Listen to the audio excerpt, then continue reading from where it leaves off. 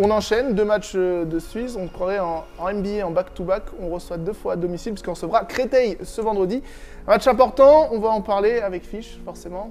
La semaine est courte, du coup, quand on joue 2 fois.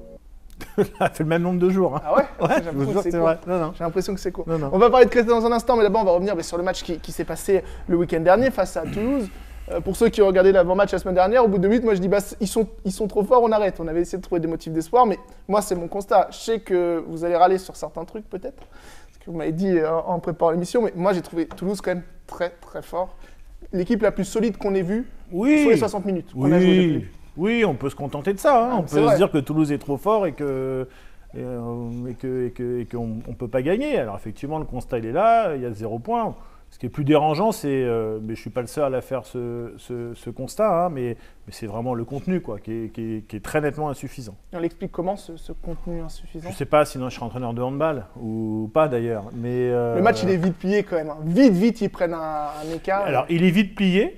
Oui et non, parce qu'en début de deuxième, on revient à 4 buts. Alors, on ne se réjouit de pas grand-chose, mais il faut bien trouver voilà, où on se dit que peut-être là, il y a une réaction. Moi, ce qui me dérange, c'est toujours le manque de réaction qu'ont pu avoir les joueurs vendredi dernier, où en attaque, il n'y a pas grand-chose qui marchait. En défense, c'était journée porte ouverte. Donc voilà, l'un plus l'autre combiné fait que à l'arrivée, il y a 10 buts et qu'il n'y a pas photo. Mais encore une fois, on en a vu des défaites cette année.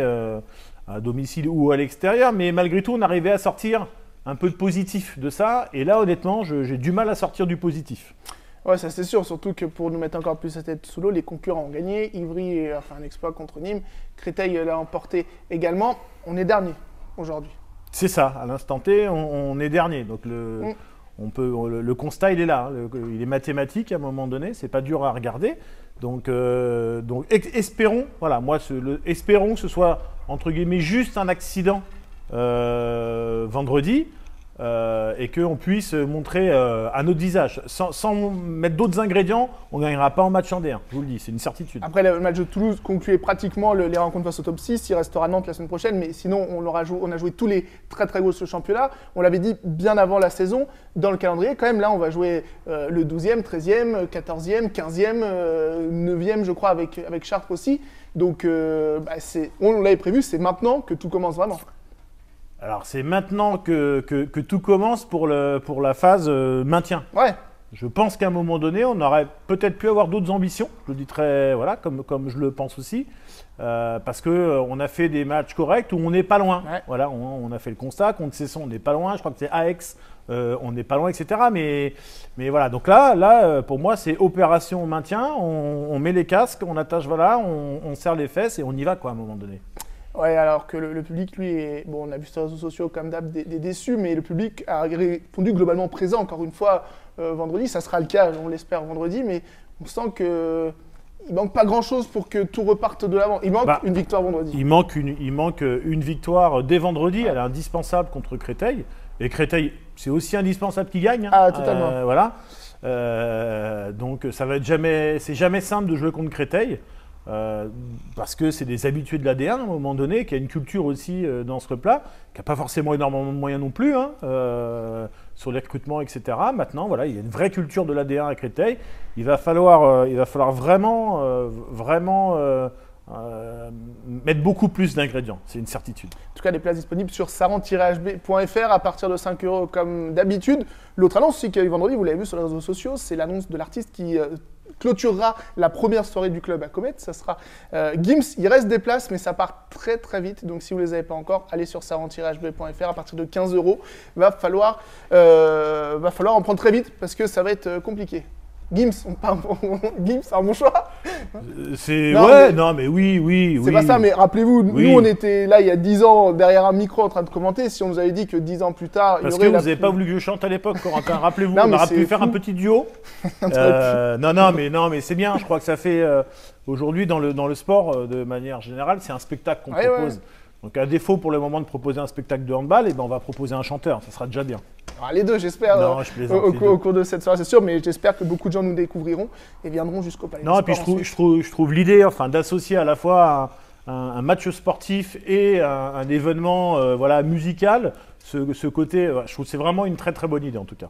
Et bien ça sera donc le 20 décembre du côté du Comet Arena. Là, au moment où on tourne, on a dépassé largement la moitié de remplissage de la salle. Donc, il va falloir vite se dépêcher pour avoir vos places. Rémi, va-t-il nous parler de Gims? Va-t-il nous parler de Créteil Soleil, de Créteil, des commerces à Créteil? J'en sais rien. On va voir ça tout de suite avec lui. Votre émission, mon émission va durer plus longtemps que la vôtre en fait. Je suis pas sûr, mais allez-y. La prochaine fois, on commence par moi. Je suis pas sûr du tout même. Là, je me suis renseigné un petit peu sur Créteil. J'ai regardé les personnalités qui étaient nées à Créteil. Il y a beaucoup de joueurs de handball déjà. D'accord. Nadim Remili par exemple. Il est né à Créteil? À Créteil, Ah, ouais. d'accord. Sissoko aussi, d'autres joueurs de Créteil évidemment. Mais il y a une personnalité qui m'a interpellé quand même. Je vais vous faire une petite devinette à la Julien Lepers. Alors, chanteuse française, née le 16 août 1945, donc à Créteil. J'ai 45. plus de... Oui, elle est un peu plus vieille que vous, un petit peu. J'ai plus de 70 millions de disques vendus. Ma carrière a explosé en 1963 grâce aux vacances scolaires. 3 petits points. Ce tube, dont je ne citerai pas le nom, est classé numéro 1 des ventes en France pendant un moment. Son second tube atteint 400 000 ventes en 1964. C'est une femme, vous avez dit? C'est une femme. Chantal Goya. Non, 45 est utilisé en 2021 Non. comme musique pour une pub de saucisson. Cochonou, vous les copains, je ne vous oublierai jamais. Il s'agit de... Oh la vache. C'est votre enfance. Ouais, je sais pas. Ah. On commence par un S. Sheila. Exactement, là là là, bravo bien joué. Corentin. Bien joué. Intemporel. Voilà, donc qui est né à Créteil, qui aurait pu D'accord. faire du handball du coup. Ouais, la chanson. Et la chanson, elle a été faite là. Chanter en showcase après le match. Elle aurait elle pu avait- chanter après le match de Créteil, ça aurait été très marrant. Je vais faire un nouveau jeu qui s'appelle le plus ou moins. Je vais vous demander, j'ai fait une petite comparaison entre le club de Créteil et Créteil Soleil. Donc vous allez me dire qui a le plus ou qui a le moins. D'accord. Donc qui... Créteil Soleil pour rappeler aux spectateurs. Ouais, c'est un énorme centre Commercial. commercial voilà, qui est assez vieux. Je vais vous poser la question d'ailleurs. Ouais. Qui est le plus vieux entre le club de Créteil ou Créteil Soleil? Ils fêtent leurs 60 ans là, je crois, cette année, Oh. l'US Créteil. Mais. Pour Créteil Soleil, j'en sais rien. Et c'est le club de Créteil Ah ouais, qui est de c'est 64 et Créteil Vous Soleil. n'avez pas répondu, hein? Ah non, bah, j'avais Sheila. Mais, Ouais. Et donc le Créteil Soleil 1974. Est-ce qu'il y a plus de place au Palais des Sports de Créteil ou plus de places de parking à Créteil Soleil? oh, il y a de la place quand même à Robert Ouvron. Plus à l'US Créteil. Je veux dire Non, l'autre vous comme jouez ça. Si, je veux dire l'inverse. Donc il y a 2398 places au Palais des Sports de Créteil et il y a 5200 places de parking à Créteil Soleil.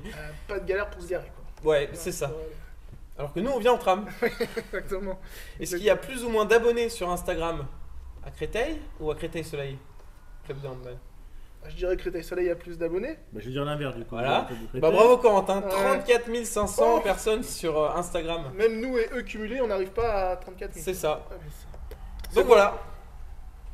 Prochaine fois, pour Charles, je parlerai de Gims Bah, c'est un petit fini. peu. Oui, c'est fini. D'accord. Vous êtes content quand Donc ça chez là, il y a un centre commercial. Là, on va rien rattraper du tout là. Bon, on Rémi nous vanner parce qu'on est trop court. Les clés du match quand même avant de se quitter sur Créteil.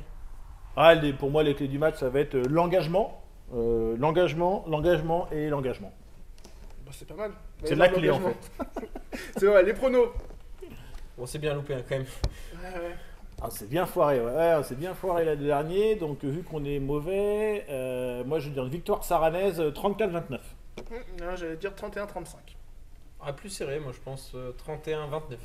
Et bien sûr, c'est pas pour chambrer, hein, c'est notre espérance. On espère Oui. qu'on va gagner. Hein, on est sûr de rien. Et c'est vrai que ça va être compliqué si on remporte pas celui-là. Mais la pression positive, c'est pas mal aussi parfois.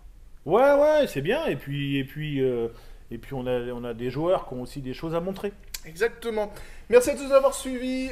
Abonnez-vous bien sûr à la chaîne, ça nous aide beaucoup. Et venez vendredi soir, 20h, Palais des Sports d'Orléans, 5 € la place. À partir de 5 € en tout cas, vous allez vous régaler. En plus, il commence à faire froid dehors. On sera mieux à l'intérieur. C'était déjà Salut. pareil la semaine dernière. Il était toujours froid d'ailleurs.